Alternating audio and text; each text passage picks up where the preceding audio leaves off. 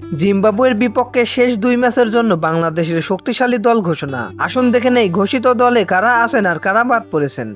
টানা 3 ম্যাচ জয়ে ইতিমধ্যে জিম্বাবুয়ের বিপক্ষে সিরিজ জয় নিশ্চিত করেছে স্বাগতিক বাংলাদেশ। প্রথম 3 ম্যাচ চট্টগ্রামে হলেও সিরিজের বাকি 2 ম্যাচ অনুষ্ঠিত হবে মিরপুরে। উক্ত সিরিজের জন্য প্রথম 3 ম্যাচে দল ঘোষণা করেছিল বিসিবি। বুধবার 8 মে বাকি 2 ম্যাচের জন্য দল ঘোষণা করেছে বিসিবি। নতুন ঘোষিত দলে ফিরেছেন সাকিব আল হাসান, সৌম্য সরকার এবং মুস্তাফিজুর রহমান।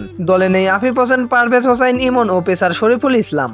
সাম্প্রতিক সময়ে ব্যাট হাতে বাজে সময় পার করা লিটন দাসকে বাকি 2 ম্যাচের দলেও রেখেছে বিসিবি। সিরিজের তৃতীয় টি-20তে বাজেভাবে আউট হয়ে চরম সমালোচনার শিকার হন এই উইকেট রক্ষক ব্যাটার। ধারণা করা হচ্ছিল বাকি 2 ম্যাচের দলে হয়তো রাখা হবে না এই লিটনকে। 10 মাস পর দলে ফিরেছেন তারকা অলরাউন্ডার সাকিব আল হাসান। চোটের পুনর্বাসনের কারণে দলে ছিলেন না সৌম্য সরকার। বিশ্বকাপের আগে ঘরের মাঠে টাইগারদের সর্বশেষ সিরিজে তারা ফিরেছেন। আগামী 10 ও 12 মে মিরপুরে শেরে বাংলার চতুর্থ এবং শেষ টি-20 মুখোমুখি হবে বাংলাদেশ বনাম জিম্বাবুয়ে।